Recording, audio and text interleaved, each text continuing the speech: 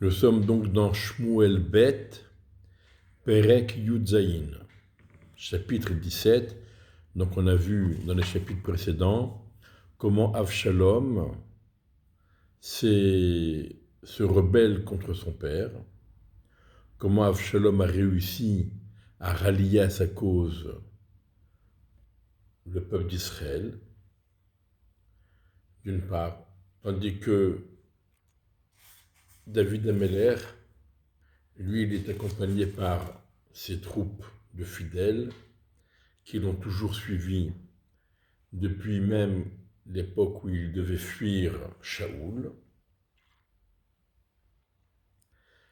Alors, on a vu dans le période précédent comment David Amelech a été insulté et maudit par Shimi Ben Gera, mais David a préféré ne pas réagir.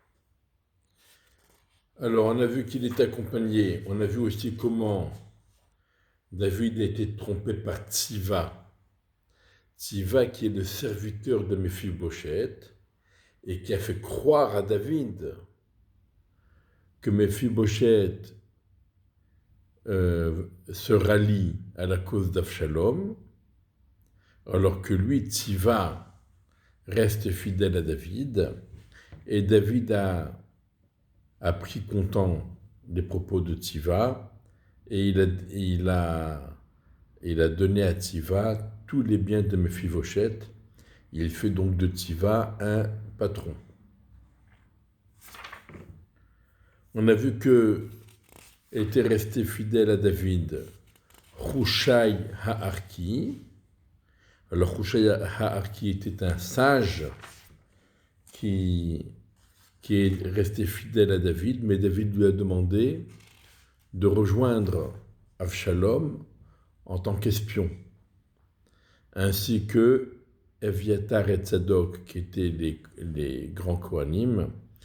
Eh bien, ils ont été priés de retourner à Yerushalayim avec l'Arche Sainte, et leurs enfants, Achimaatz, qui était le fils de Tzadok, et Yonatan, qui est le fils d'Eviatar, serviraient de relais pour informer David de ce qui se passe dans le camp de Avshalom.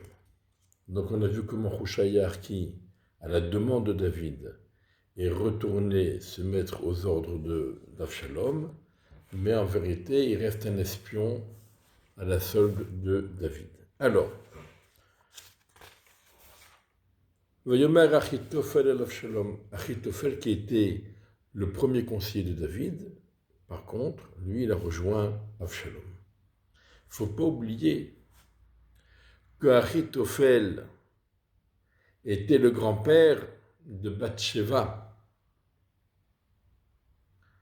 et que Achitophel n'a pas oublié et n'a pas digéré le fait que David ait pris Bathsheba alors qu'elle était encore mariée à Uriah Hiti, et qu'il a fait tuer Uriah Hiti pendant la guerre pour qu'elle soit divorcée rétroactivement et que ce ne soit pas compté comme une faute pour David. Ça, Achitophel ne l'a pas encore supporté, ne l'a pas digéré. Et donc, Achitophel dit à Avshalom, je vais choisir 12 000 hommes et je vais me lever et je vais poursuivre David la nuit, 7 nuits. Et je vais fondre sur lui alors qu'il est fatigué et qu'il a les bras ballants, et je vais le faire trembler, lui et ses troupes, et tout le peuple qui est avec lui va s'enfuir, et donc David va rester seul, et je frapperai le roi uniquement. Achitophel dit, il faut profiter de l'occasion. Là, cette nuit, David ne sera pas sur ses gardes, parce que lui et toute sa troupe sont fourbus de fatigue. Et donc, on va prendre une petite armée de 12 000 hommes, et immédiatement, on va les poursuivre. Tout le monde aura peur, ils vont tous s'enfuir, et David sera isolé, et là, on ne tuera que David. Et ensuite, je ferai revenir à toi tout le peuple qui était avec lui. Et tous les hommes qui étaient donc avec lui reviendront en paix à tes côtés, mis à part la personne unique que tu cherches, c'est-à-dire que tu cherchais à éliminer, c'est-à-dire David lui-même. La chose a semblé droite et juste aux yeux d'Avshalom et aux yeux de tous les sages d'Israël. Rachi bien nous précise, il ne s'agit pas des sages du Sanhédrin, mais il s'agit de Zekene Ashmaï. Ça veut dire des sages rebelles et malhonnêtes. Alors, mais voilà, Avshalom ne se laisse pas convaincre complètement, même si ça semble judicieux ce que Ahitophel a dit, et quand bien même on sait que Ahitophel a toujours été de bons conseils, et que tout ce que disait Ahitophel, c'est comme si Dieu parlait, Avshalom n'est pas convaincu. Et Avshalom dit, appelez-moi Hushai Ha'arki, et que l'on entende de sa bouche, lui aussi, ce qu'il en pense. Pourquoi Avshalom n'est pas convaincu par Ahitophel? Parce que Ahitophel a parlé à la première personne. Je vais choisir, je vais me lever, je vais poursuivre, je vais rejoindre, atteindre David, je vais leur faire peur et je frapperai le roi tout seul et je ramènerai le peuple à toi. Je. Et donc Avshalom se dit, Ahitophel, il cherche une seule chose, se venger de David après ce que David ait commis avec Bathsheba. Avshalom se dit, Ahitophel n'est pas en train de chercher mon intérêt, mais Ahitophel est en train de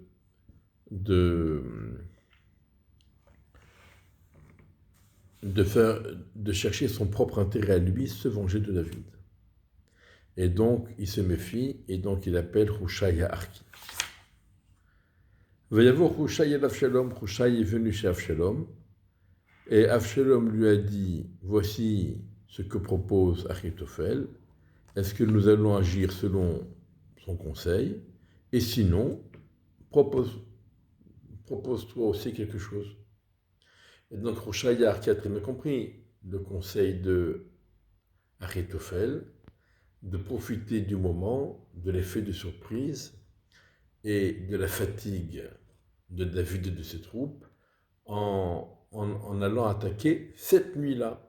Donc Hushai sait très bien qu'il doit garder la confiance qu'il a acquise auprès de Avshalom, sans qu'Avshalom ne se doute de quoi que ce soit sur ses intentions profondes, mais il doit surtout persuader Avshalom de ne pas agir la nuit même, mais de reporter l'attaque à plus tard.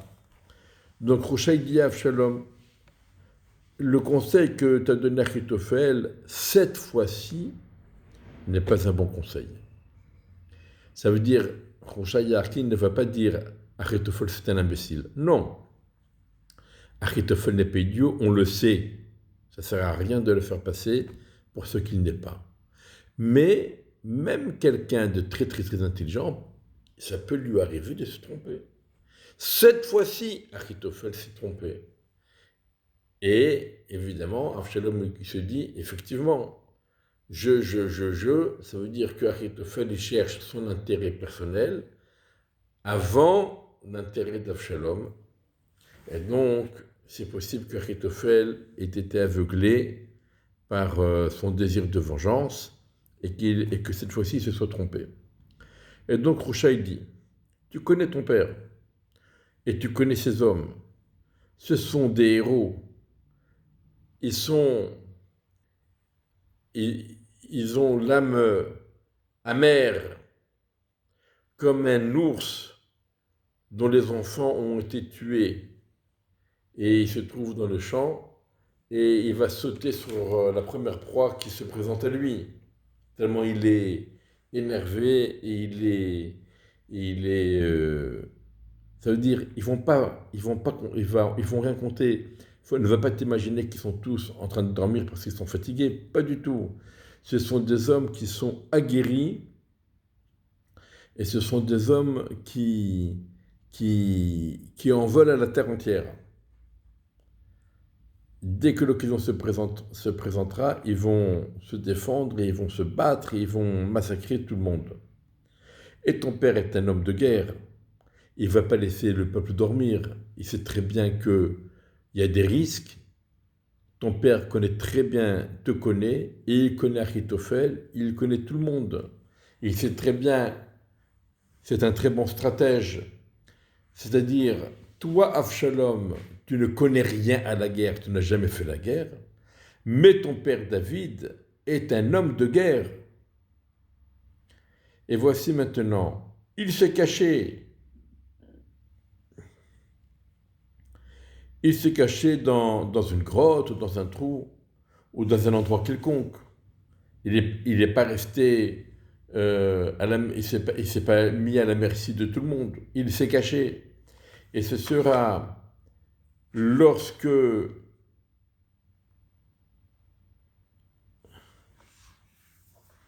les hommes d'Achitophel et ses hommes vont donc se présenter pour attraper David, eh bien, David et ses troupes qui sont extrêmement fidèles à David ne vont pas se gêner pour frapper tes troupes à toi. Veshama Shomea, et alors les nouvelles vont se répandre, bien entendu, et les gens vont dire le peuple qui suit Avshalom a été frappé.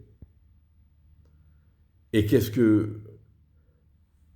c'est-à-dire, les gens vont se dire tiens, voilà, Avshalom a essayé de tuer son père, de tuer David, et finalement, c'est la troupe d'Avshalom qui a été massacrée. Donc, on a un signe de Dieu qu'Akadosh Baruch Hu n'est pas d'accord avec Avshalom, et Akadosh Baruch Hu donne sa confiance à David, et non pas à Avshalom. Voici qu'Avshalom et ses troupes ont été défaits, etc. Et donc, le peuple va se désolidariser d'Avshalom.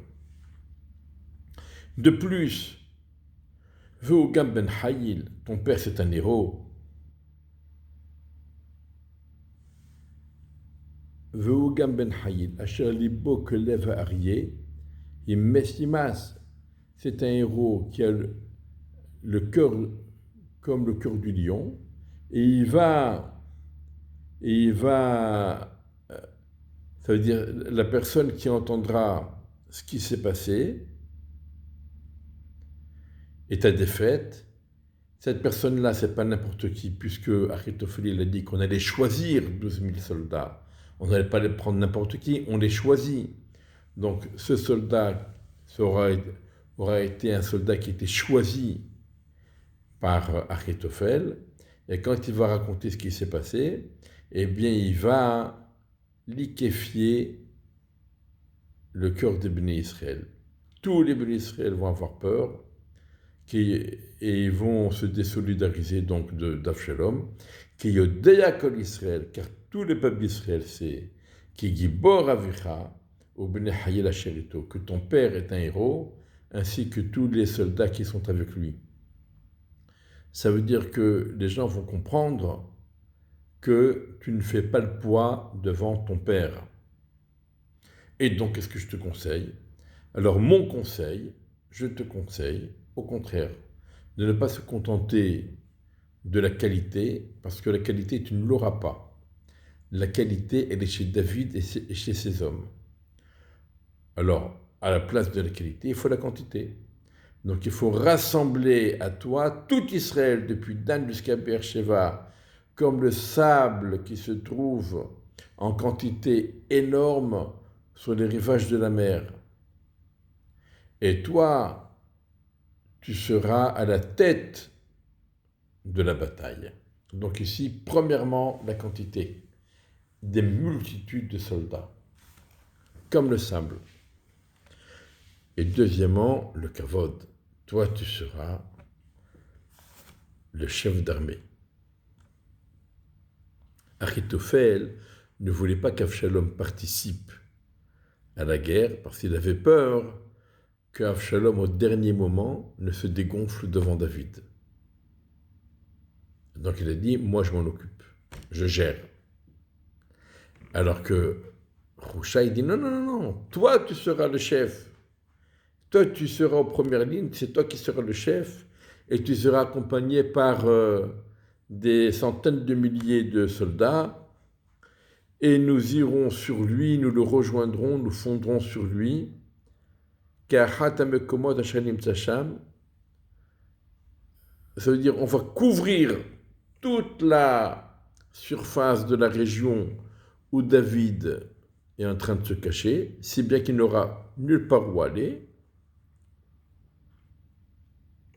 et nous serons sur lui comme la rosée qui se répand sur la terre. Il ne restera rien de lui et de tous les hommes qui sont avec lui. On va tous les massacrer. Et même si David va se réfugier dans une ville, étant donné que nous sommes des milliers, des centaines de milliers dans cette campagne, alors toutes les béné Israël vont porter cette ville avec des cordes. Ça veut dire, c'est une façon exagérée de s'exprimer, mais c'est comme s'il disait, on va prendre des cordes, on va entourer cette ville et on va la bouger et on va la traîner jusqu'au fleuve et il ne restera plus un caillou de cette ville. Ça veut dire même si David s'imagine se réfugier dans une ville, il n'a aucune chance de s'en sortir vu le nombre de soldats qui seront à ses trousses.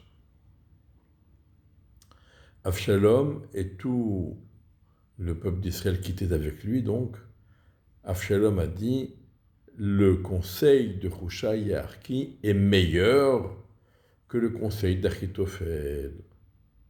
Et donc, Avshalom a opté pour le conseil de Hushai et Arki, et il a délaissé le conseil d'Achitophel. Comment se fait-il?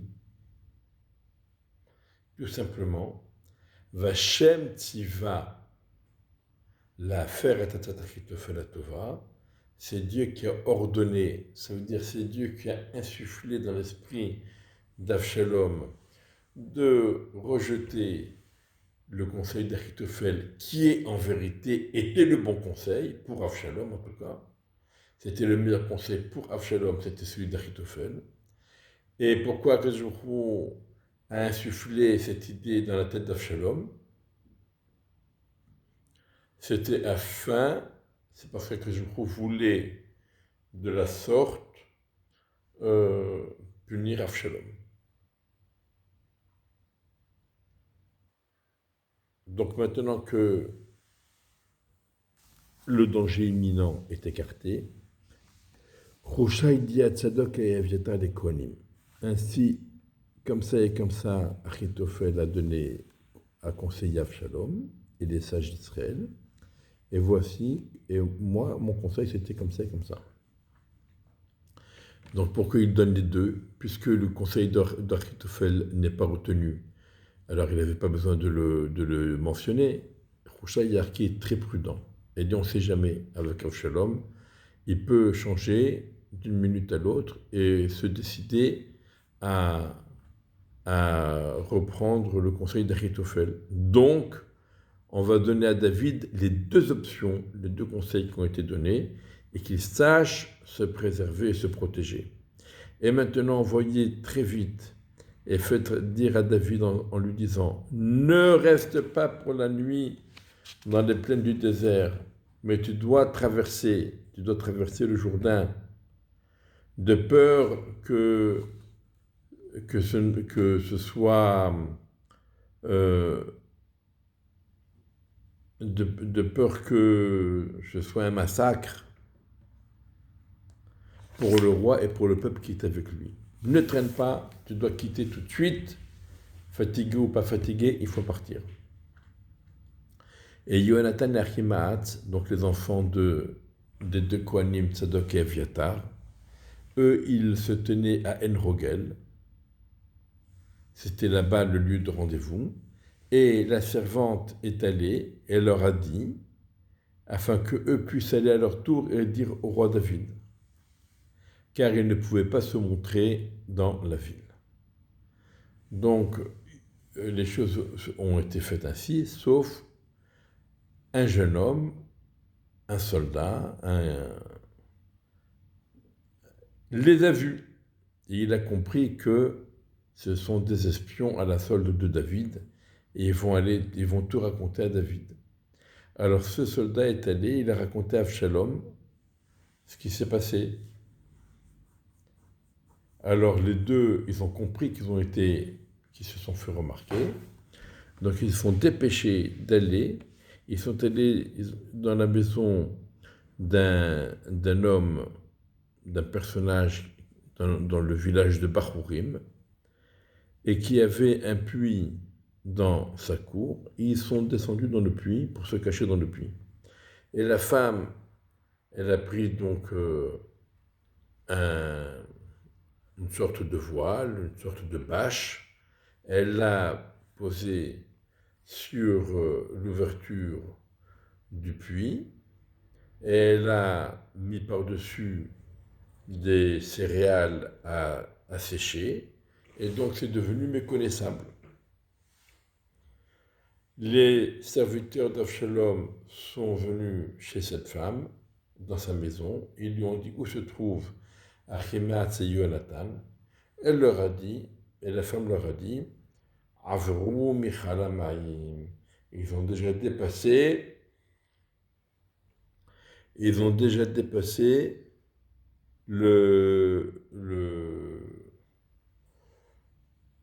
la barrière de l'eau.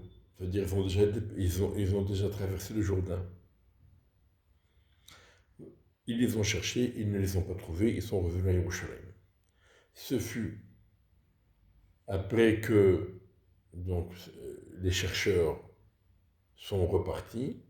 Alors Achimaat et Yonatan sont remontés du puits, et ils sont allés, ils ont raconté au roi David, et ils ont dit à David, levez-vous de traverser vite le fleuve, car ainsi a conseillé sur vous Achitophel. Donc il y a un danger, même si le conseil d'Achitophel n'a pas été retenu en première instance, mais peut-être qu'entre-temps, Avshalom change d'avis et se décide à suivre le conseil d'Achitophel.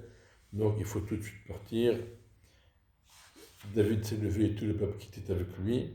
Ils ont traversé le Jourdain. Et jusqu'à l'aube, eh bien, il ne restait plus personne parmi la troupe de David, il ne restait plus personne qui n'ait déjà traversé le Jourdain. Donc David a réussi donc à fuir et à se mettre en sécurité. On sait quand même que David avait été préventif quand il avait organisé avec Rouchaï Arki et Eviatar et Tzadok HaKohen et leurs enfants, tout ce système d'espionnage afin d'être tenu au courant et de pouvoir réagir comme il fallait en temps et en heure. Achitophel a vu que son conseil n'a pas été suivi. Alors il a attelé son âne, il s'est levé, il est allé chez lui, dans sa ville. Il a ordonné sa famille, ça veut dire qu'il a fait son testament, et il s'est donné la mort en s'étouffant. Il est mort et il était enterré dans la tombe de son père. Donc Achitophel a très bien compris. David est sauvé, lui il est en disgrâce, David est sauvé, et si David est sauvé, c'est qu'il n'y a aucune chance pour Avshalom.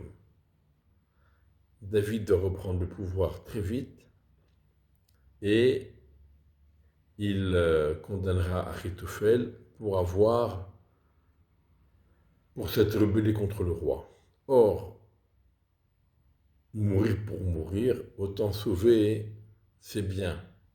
S'il est condamné en tant que rebelle, tous ses biens sont récupérés par le roi. Achitophel ne voulait pas que ses biens soient récupérés par David, il a préféré se donner la mort par anticipation, afin que ce soit ses enfants qui héritent de sa fortune. Donc Achitophel est mort. Il s'est donné la mort. Et David est arrivé à Mahanaïma, tandis qu'Avshalom a lui aussi traversé le Jourdain avec toute la troupe qui était avec lui. Avshalom a nommé Amasa à la place de Yoav sur l'armée.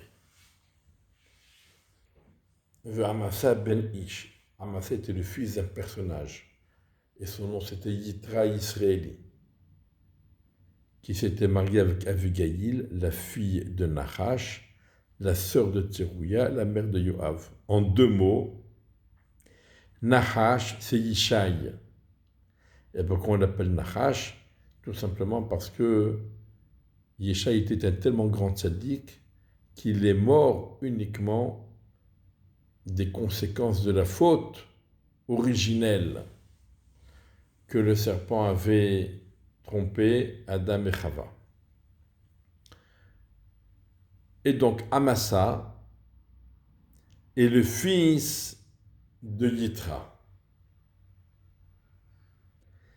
qui s'est marié avec Avigal, la fille de Nahash, et la sœur de Tserouia, la mère de Yoav.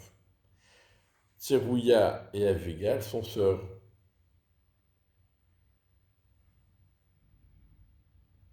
Avigal a eu Amasa, Tserouia a eu Yoav. Amasa et Yoav sont cousins. Et leurs sœurs sont les filles de Yishai. Et donc, le tonton, c'est David, c'est David Améler. Le tonton, c'est David. Et David, il a donc 2 sœurs, les filles de Yishai, Tserouia et Avigal. Avigal a donné naissance à Amasa, qui est le chef d'armée de Avshalom, et Tserouia a donné naissance à Yoav, qui est le chef d'armée de David. Donc tout reste en famille, bien entendu. Alors, le peuple d'Israël et Avshalom a campé dans les territoires de Gilad. Ce fut quand David arriva à Mahanaïma, Veshovi ben Nahash, Merabat ben Naaman, au Machir ben Amiel, Milodavar, au Barzilai Giladi Meroglim. Donc ces 3 personnages étaient des fidèles de Shaoul.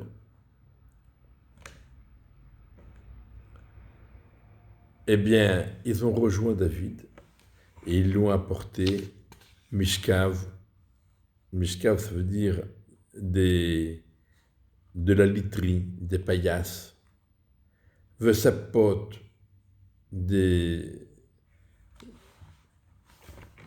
un nécessaire pour dormir, pour se laver, etc. Uchlei yotzer, et des ustensiles. Vechitim usorim vekemar vekali, du blé et de l'orge, de la farine et des épis grillés.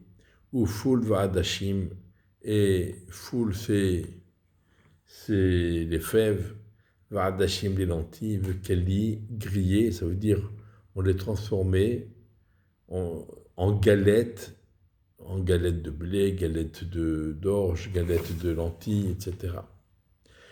Et du miel, et du beurre, et du petit bétail, ou chouot bakar, et du gros bétail.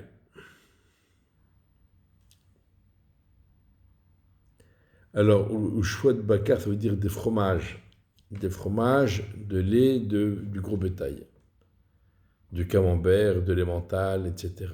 Ils ont tout apporté et présenté à David et au peuple qui était avec lui pour manger, car ils ont dit, le peuple est affamé, est fatigué et assoiffé dans le désert. Donc, David a été rejoint par ces 3 anciens lieutenants de Shaoul qui lui apportent de quoi se restaurer, se revigorer et reprendre des forces. Et on verra ensuite comment cette lutte entre Avshalom et David va se terminer. Be'ezrat Hashem. À bientôt.